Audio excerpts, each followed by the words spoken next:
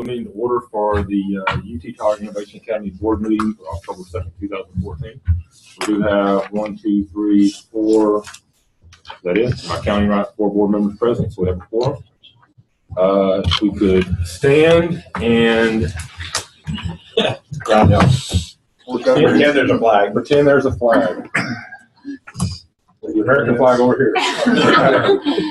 Pledge allegiance to the flag of the United States of America and to the republic for which it stands, one nation, under God, indivisible, with liberty and justice for all. Take the flag. Honor the Texas flag. I pledge allegiance to thee, Texas, one state, under God, one and indivisible. Jamie, would you mind closing that door, please? Which one? This is slightly understated. Next item is public forum. Do we have anybody signed up to speak in public forum? No. Yes. I did.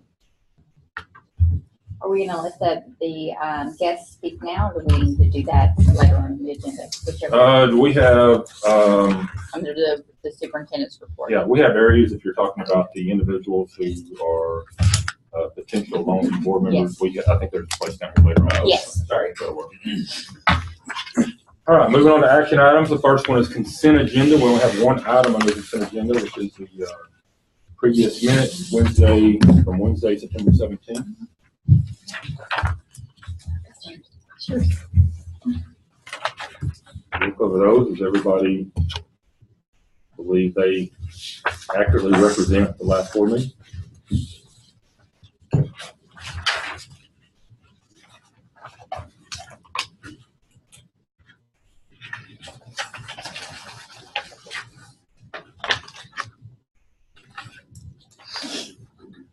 The meeting, if the minutes look good, we could have a motion to accept the consent agenda.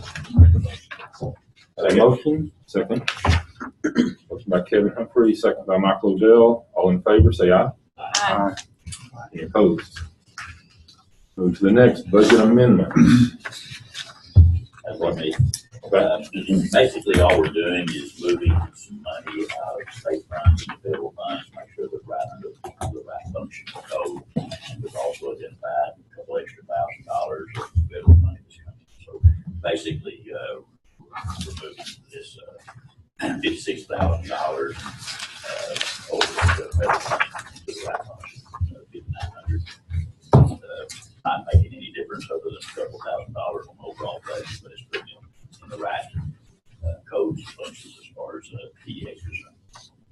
Where did the 56,000 come from? That's IDFE. Oh, okay. A little bit of Title I. So it came from federal funds and being put into federal funds. Yeah, when we adopted the budget, we adopted other state funds. Correct. Okay. Correction.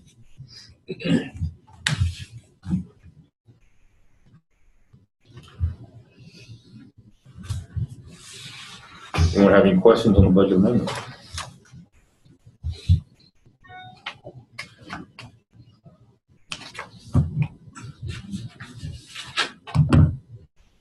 If there are no questions, can we get a motion to approve?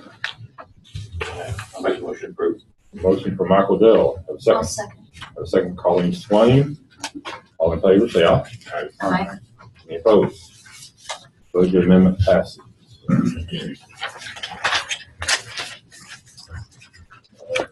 Number 6, criteria for selection of special program gifted and talented students.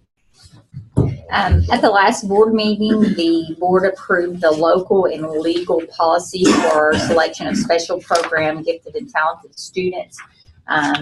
At the request of a board member, we looked at creating a criteria that the board would review and approve. And so I'm presenting to you the criteria for selection of a student. Basically, throughout this process, you can see I've noted here the flow chart, starting with the nomination of a student to a GT program, and then following through to the screening of the student, and then the actual selection process. And so it lays out how a child is nominated, and then how they will actually be, what instruments we will use to determine screening, and then how they will be selected to be served through our GT program. What achievement test, aptitude reasoning test are we talking about? We selected one. I could get you the name, Dr. Lamb. The TA website gives us a list of tests that we can select from. So Allison Robertson, our diagnostician, is overseeing this and working with the directors to complete this. And so she worked along with our testing coordinator, Brian, to select the test. But I can definitely get you So once students exact are nominated out of 2 of these areas, then they'll be assessed and those on 2 of the screening. Correct. It says actually does exhibit susceptibility or potential to selling one or more of the following areas. Is that right? Over on the left, it says 2 out of 5. Okay. It says above average performance in at least 2 of the above areas permits a nominee. I was reading over the other spot over here on this part. 2 out of 3. So maybe 2 everything. My apologies, probably comparing apples and oranges there. I just saw the nomination form. It mentions that the individual exhibits susceptibility to excel in one or more of the following areas. This nomination form is a little bit different. Okay, I'm sorry. I think the nomination is the person doing the nominating, and then it's going to be one of these 5 bodies that will do the nomination. Right. Okay. And the nomination can come from a parent or a teacher. And then there will be the selection, the screening, and then the selection, which again, a committee will oversee the evaluation and the nomination process and selection. Sorry. I have a quick question Okay. about the difference in the screening and the selection. Okay. Are they in essence the same thing? In screening, are we doing 2 out of 3? Like if somebody's nominated for language arts, are these the same kind of reading achievement, aptitude, reasoning, language arts, work samples? Are those the same 3 that are used in the screening process and thus would make them be selected at the same time? I would think so, yes. Okay. So this screening is really screening and selection, making 90 percentile performance on at least 2 of the areas within their content area they get. Correct. So it could be seen that way. Okay.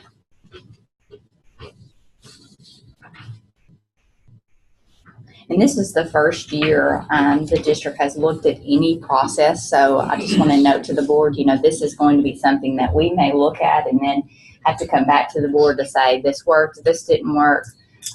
Last year, basically, students did not complete a screening process. And so, this is a work in progress for us to kind of hash out and see what, again, what is working for our district and what's not when we look at serving our students.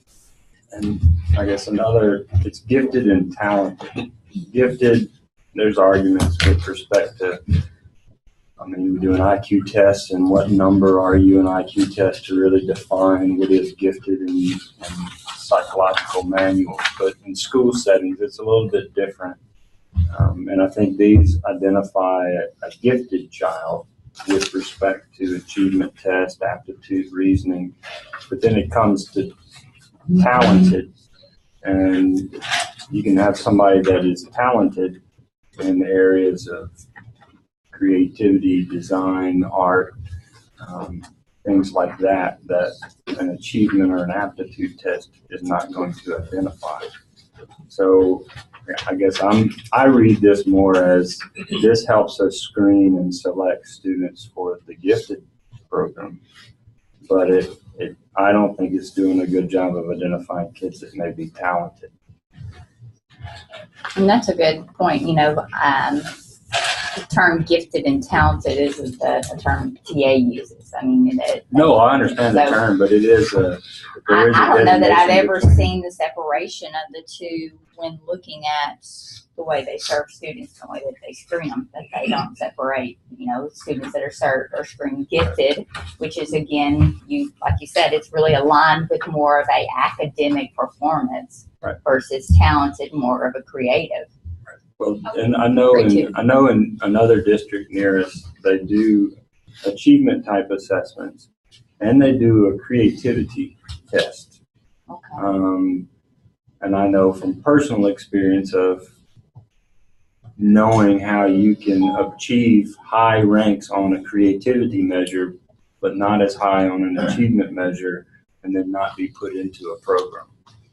So So the student can receive a high rank as far At as creativity. creativity. But if the achievement's not there, then the recommendation for the gifted and talented program is not provided. So they don't separate them. But I'm speaking on anecdotal, but what I'm saying is I guess where I'm going is there is a measure out there for creativity. And an area district does use one that I think we might look into to see if we want to have a true gifted, talented, where both, gifted and talented students, where we could identify some talented students in addition to being in programs. So they don't separate them.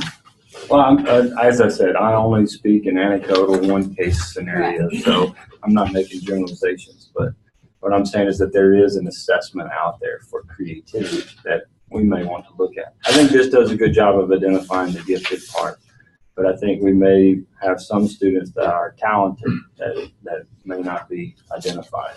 But did you just say that oftentimes those students that score high on that talented assessment still don't qualify? They may not do well on the achievement part. So they would not qualify? Right. And based on how our checklist is, they would not qualify.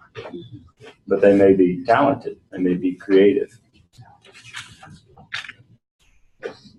I guess what I'm, as a board member, saying, I think this is going to do a good job of identifying our gifted students.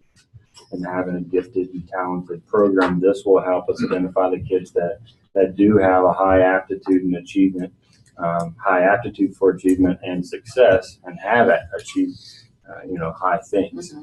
We also may want to look at, can we identify students that are talented? That, and especially with we could look at talent with respect to, computer design. We could look at talent with respect to, we do projects and the creativity, and these projects that we do in Innovation Academy, we can identify those kids that when it comes to the actual product of the project, they shine. They're making astronaut suits that are unbelievable, and they did it all themselves. And that we should put that at a high level just as much as making that 90 or above on assessments, where these kids, their projects are awesome, and their stuff they do on the iPads and the creativity and the pictures and the graphics, and it's just top notch. And they may not be our highest achievers, but they have something that we need to praise. The essence of our program of Innovation Academy, that this is important, just as important as the achievement things. And so I suggest we look into having some criteria there. Okay. So where, part of these measures, when you say 2 out of 3, maybe we look at 2 out of 4 and put one on the creativity measure, put one on there that the products they produce and the projects that we collect, we're really seeing, great, this student products, it could just be part of that. Mm-hmm. That the student projects or products on our end is high level. Well, one thing, if you look though at our model, we don't eliminate any child from participating in anything that our district offers. And so that I'm very proud to say that, because oftentimes students that are screened and selected in a traditional school setting are usually served through a pull-out program. Therefore, any other child that was not selected or did not qualify, they are not even eligible to be served through that program. Whereas our model basically looks at serving all students. And so we don't eliminate any child, even though they may be screened and it may be noted in PINs that this child is a GT student. We really don't eliminate any child and service them differently. And I'm proud to say that, because we have students that this summer that we opened it up to all students that wanted to take accelerated classes had that opportunity. We have a robotics program now on each campus, and it's open up to all children. It's not just for a select few that's been identified through a criteria selection. So, I know I'm a guest here, but that's where I was going with the student product. You know, what does that involve when you're assessing? I think that probably still could, as you pointed out, capture the different creative elements that a student may bring to the table. But it probably goes to, again, this test that was selected. Are there several tests or one test that was selected, and probably just an evaluation? What kind of questions may be assessed that other piece? I think if you added a category, it could be a little bit more of a challenge, because then 2 out of 4, you know, there is a level that you want to. If you add more categories, you increase the opportunity for more to come in that may struggle with the aptitude piece, but may be very creative. But if they are struggling with maybe the aptitude, because this is designed to challenge, and so you can be creative but not be able to have the capacity to score well on tests, or remember facts and figures, those kinds of things. And we don't want to set students up to fail by opening up the category to be broader and come in. So I think you hit a point that's important, but I think it goes back to what's the test going to actually measure. Yeah. So I hope I did speak out of turn. Well, let me suggest at the perhaps table, that so. we go look at a couple other school districts and table it for now and come back with it. okay. Is it all right that I? This time, yeah. I was gonna say, if board members are only supposed to talk. Okay, But all right. I was gonna say that. That works. No, it's- I was gonna say, we're pretty Well, relaxed we here, can so- call and ask if you go through those, and I think we're fine on this stuff. So, Yeah. Well, I guess one more Yeah. question. What's, we're not pulling the kids out. We're not making a separate thing with them. So I guess the identification of students like this, what is the outcome of that? Is it just checking a box on Teams, or do we have to provide extra services for students that are identified as gifted and talented? In the state of Texas, you do not have to. Okay. So by But it identifying, would be reflected in their individual plan. as in, So opportunities for acceleration okay, and in these content areas. or whatever. I mean, we don't we're STEM focused. Right.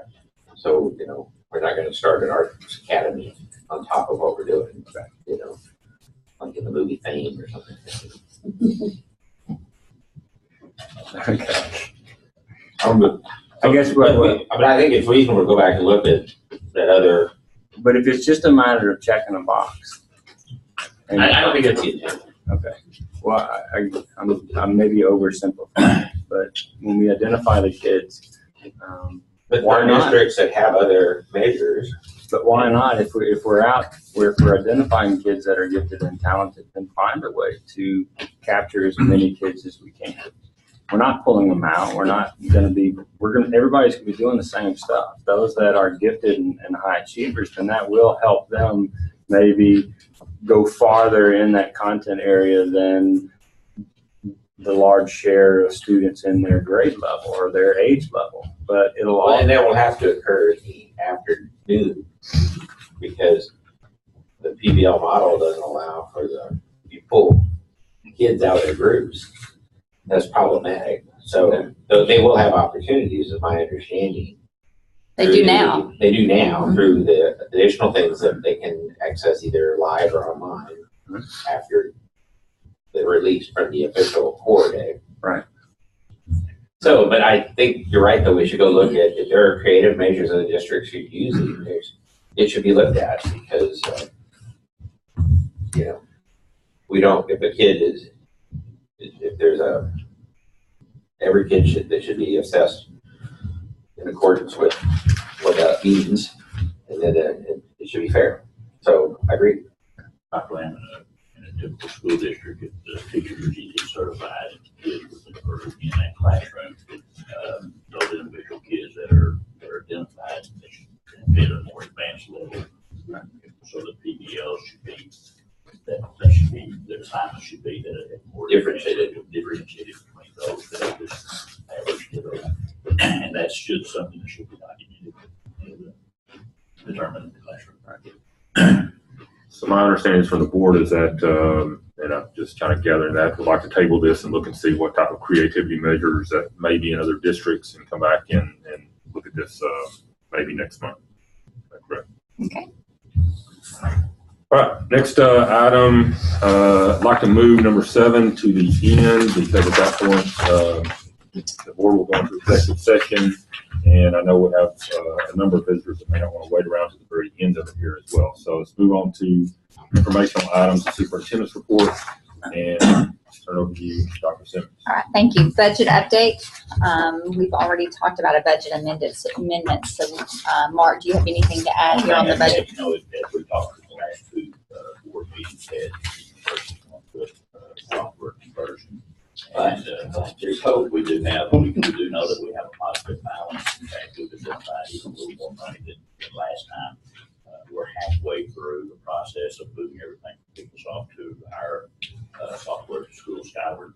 And but we just want to be careful because whenever we're doing that, we want to make sure that this money that's identified, money that's been on charter school. Like I said, we found about $3,000 that was not the expenditures that were not charter school expenditures that were transferred back over. We want to make sure that they're finished product.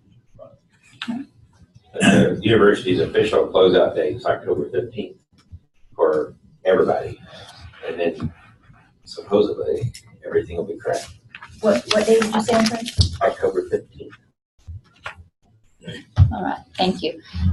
District enrollment, I just like to always provide the board a update on our enrollment. So on the very last page of the board document, you can see Tyler has a student enrollment of 249, Palestine is at 179, and Longview's at 127. Total enrollment right now is 555. Also, you can see here our district attendance rate is at 96.8, and then you can see the breakdown per campus, Tyler, Longview, and Palestine.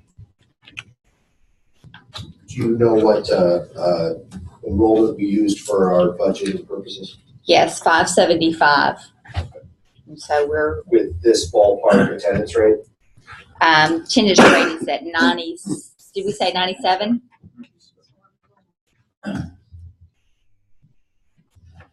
During the year last year, if I remember correctly, we added about 100 students over the course of the year. Just provisions.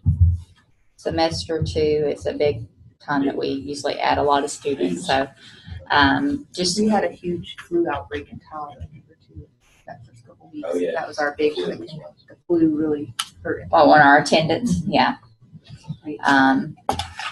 And also we are looking at making sure that our systems are being followed where, you know, the admins are sending the letters out of students that do fall within those categories. As you remember last year, we looked at the board, looked at attendance procedures, and so they have the letters that will go out. Jama is working along with Sherry to hopefully automate those through our Scholar system. So basically, when a student is coded and it comes up to be where students miss so many days, that's going to basically pull that form that we created and automate it to be able to be sent out. So we're looking at that, and also It'll automatically send them an email. Oh, to automatically send them an email as well. So this is something they just started looking at yesterday. Also, we are looking at using our SkyAlert call system, working with Kenny on that. Basically, when a student is out, that a automatic call will go out to that parent to notify them and inform them that their child was absent that day. There's an email. That part of that is an email that goes out when they get a daily absence. Okay, so they get an email, but then the call system will actually make a call to their to the number on file. They'll get email and a phone call. Oh, they'll get an email and a phone call. Okay, so anyway, we want to do everything we can to tell parents and alert them that yes, your child was absent. But also, there's a connection there that says attendance is important to us. You know, whereas last year that we didn't use any system, we didn't call, we didn't send out letters. This year we're trying to make sure parents understand, and in our parent meetings we have talked to the parents about the laws. Each director has gone over the laws with the parents to explain to them that that they are held accountable for their child being in school, and that, you know, it's real important, and talk to them about the attendance laws, and that, you know, ultimately if their child misses so many days, a committee may decide whether their child, or a committee does decide whether their child is promoted or not. So anyway, we're trying to educate our families to make sure that they understand that it's real important that their child is in attendance. I think basically what Marty, and I'm reading in between, is just, you know, be aware, I guess we're 20 people underneath what we budgeted for in the enrollment, and just be aware of that in case anything needs to take We place. are down as one teacher, so. Okay. Probably not balanced. I don't have any other old data and all that, but I mean, the numbers pretty consistent from the past with respect to grade level. Like last year where we had about 30 in Tyler and 15 and 15. You may not have that data in front of you, but just kind of looking at the pattern, looks like our older grades have more than our younger That's grades. consistent across the district. Okay, and that's what's been in the past as well. Just we have, okay. We really, because we didn't start K, really shot ourselves in the foot on that one. But his kids, we don't get pulled from the school because they're that young unless there's an issue, you know. And so in Palestine, for example, the first time there's a break in grade 3, because they do, was Northside does what, K3? Yes. And then One of the second grade, it's pre-K. Pre-K, And then second grade, you go off to so Southside. most parents aren't going to move a kid until there's a natural break in the school. And then, But then they're at Southside for second, third, fourth. yeah. And then fifth grade, so They that can would make be a break another and chance. fit. You know what I'm saying? They're gonna be at that one school for second, third, and fourth grade. And then And then the they'll show parent makes a fifth grade, decision which it at shows fifth up grade, that way. should I go off to, or switch. There's also more fear among the parents when you get to the middle school years. Yeah. They don't want them in a more traditional. Yeah. Some of the larger So it's schools. to be expected. Yeah. And so I think that, you know, soon that will be, next couple of years, we'll be able to start early. Any other questions about the enrollment? Just want to confirm with the board that we have confirmed with the Texas Association of Charter School that Wednesday, October the 29th training. And so I did send an invite to everyone. So I just want to confirm that date has been set. Breakfast update. I just want to give the board an update that we are we're serving breakfast on all 3 campuses. And right now, Longview campus is serving about 20 students a day. Palestine is serving about 30 students, and Tyler's about 25 students on a daily. Any questions about breakfast? It's something we do want to encourage our students to do, and Jama is working very closely along with another admin to really be conservative. And so we've even looked at another system of having food sent to one campus and breaking those boxes down and then bringing those things to the other 2 campuses, because we did have some situation we ran into a lot of waste, because you can only, when you order in large quantities. And so what happens is when we order and we'll place orders for all 3 separate campuses, we end up with a lot of waste. And so we're trying to look at ways to prevent that from happening. So a shout out to her and her team for trying to be creative in those ways of looking at that. So Joanne, I'll tell you, I'm glad you got that taken care of. It's good that you're getting that going. So. Any questions about breakfast? Is that something that hurts our bottom line, money-wise? So you reimburse. It's kind of a break even. You're not supposed to make money on You're not supposed to lose it either. Yeah. It's the waste. and that's why we're watching that closely because, the first couple of weeks, we didn't know. This is the first time we ever served breakfast. So we knew how many students qualified for breakfast, which you hadn't invited every child, but then you knew your at-risk population, so you assumed that those students would eat breakfast. Well, when those students didn't eat breakfast, then we had to begin to look at measures to prevent the waste. So we wish we could require all of them to go through the line that qualify, but we can't. You can just encourage them and offer it. There are some schools in other districts that breakfast is free for all. That's correct. We don't. How does that occur? They have to have a percent of economically disadvantaged students, a very high percent. At the school or within the whole district? Both. It's within the district, and we're not using economically disadvantaged paperwork. We're using state paperwork of parents that are taking food stamps and that kind of stuff. So if enough people within that district, percentage is big enough, then the whole district can get breakfast for free. And part of that too is that those campuses also have the lunch program, so their lunch income kind of helps counterbalance that loss in the breakfast. With us only having breakfast, we don't have any income coming in from lunch. So and that's the biggest. That's where we make our biggest profit is on breakfast, on lunch. Any other questions? All right, at this time, I'd like to welcome our three guests. Thank you guys for coming. And these individuals have, they've stepped out there and said that they want to be a part of the board. And so these are our candidates that have want to represent our Longview parents. And so I have Darren Aldridge. So thank you, Mr. Aldridge, for coming. Blaine Watson and Garrett Craig.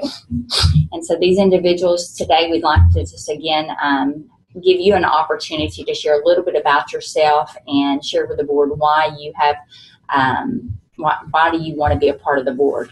And maybe even tell us kind of your experience as a parent with our Longview campus. Fantastic. You're looking at me, so I guess that means I'm All right, first. go Is that ahead. what that means? My name is Blaine Watson.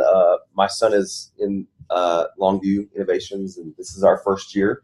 And so I come from a background, I was a teacher for 9 years, assistant principal for a year, master's in educational administration and leadership. And so I just watching has been fun for me, just kind of the differences in the process. And so I feel like I have something that I could, be a part of it.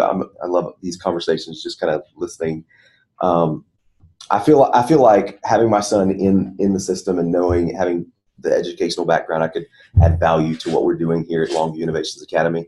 And so, yeah, I mean, I'm just excited to be a part. I like the whole flipped class, the whole project-based learning. And so it really touches me in a spot, because when I was in the classroom, I was always the one doing something crazy and something different. And so just seeing the process, being a part of the process would be fantastic, but really just bettering it for all kids. I mean, the reality is that, I know that there are a lot of parents that have challenges, and we all encounter challenges, but helping communicate, helping formulate the process for parents, and helping simplify it, make it easier, make it more, I don't want to say user-friendly, but more user-friendly for parents, easier for them to understand, easier for them to get and learn and pick up and grow, I think would be great. So I'm just excited to be invited and to have the opportunity. So. Well, thank you. I appreciate it. Mr. Aldridge? My name's Darren Aldridge. I have a 7th grade son. He's been going to, y'all have to excuse me, I'm not very used to speaking on non-technical topics in public. I can get used to it though. He's been going to the Innovation Academy here in Longview for 2.5 years, and he absolutely loves it. We've had a few concerns about some of the technology and related things, and the lack of computer science, but it looks like some of that's being worked on. I know y'all are trying, and it has just brought out the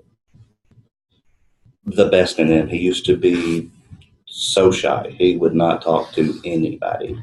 I'm not sure that he'd said 2 words to you the first year he was here. And that's not because she was mean to him. She tried. Now he jokes with her sometimes. I've done computers for a very long time, since I was in, 4th grade at White Oak. I just think I'd be able to help some with the technology, bring a better understanding of how technology is used in the business world, what programs are available from companies like Microsoft to give y'all free products or discounted products and training and stuff like that. Hey, if y'all That's always had, a plus. if everybody had an email address that ended in .edu instead of .org, all the students would now have free Microsoft Office. That's something to look at. They announced that last week. Really? You just go and you self-certify if you have a .edu address and you're on their list. You get free Office, free OneDrive for I think 3 years. Then you just have to recertify again. So, I hope that wasn't too rambling. No, thank you so much. I appreciate it.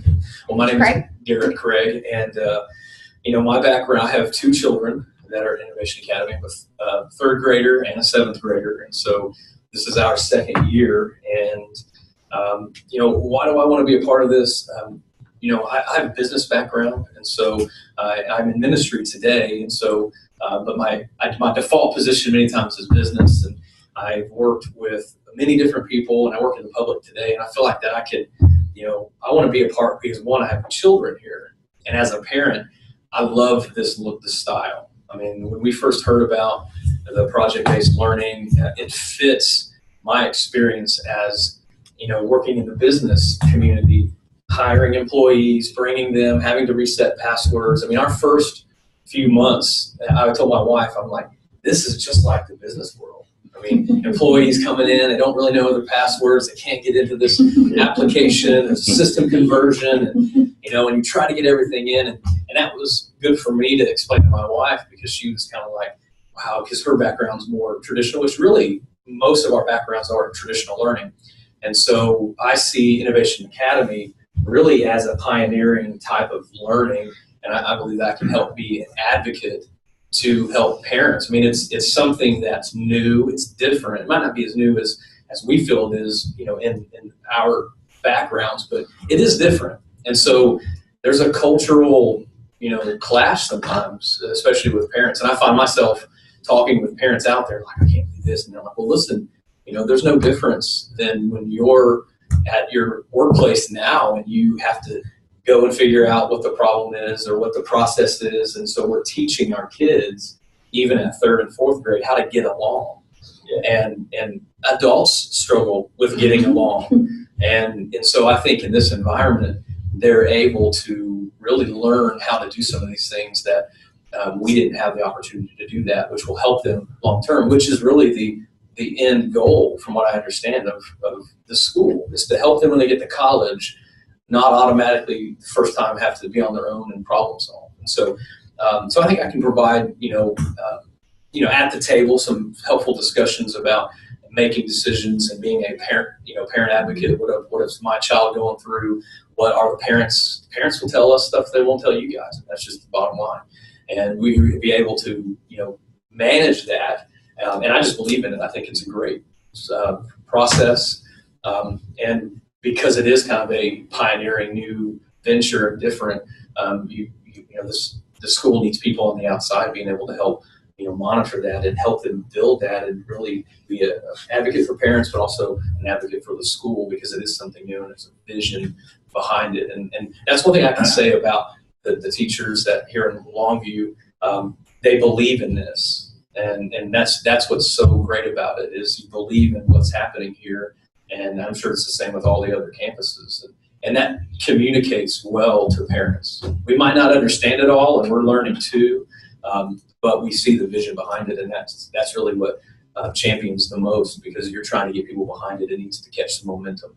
And I've been able to witness a change from last year: more structure, more organization, more system enhancements that are coming to improve the structure. But I know it's a constant vacillation between not neglecting the core purpose of, the PBL concept. And so there are some proven ways of training and teaching, but there's also, you don't want to compromise the core. And so I see the tension in that, where you're trying to meet state standards, but also not compromise the vision on it. And I think I can provide value to help with that and get parents involved and help be a voice. Thank you. Thank you. I want to thank all of you and basically kind of let you know the timeline. We do have a board training so we want to get the person nominated or elected by the time that before the board training, so that you guys can participate, or when the individual can participate with the board in the training. So we will be in contact with you. Basically, we're going to ask you to write a little bit about yourself.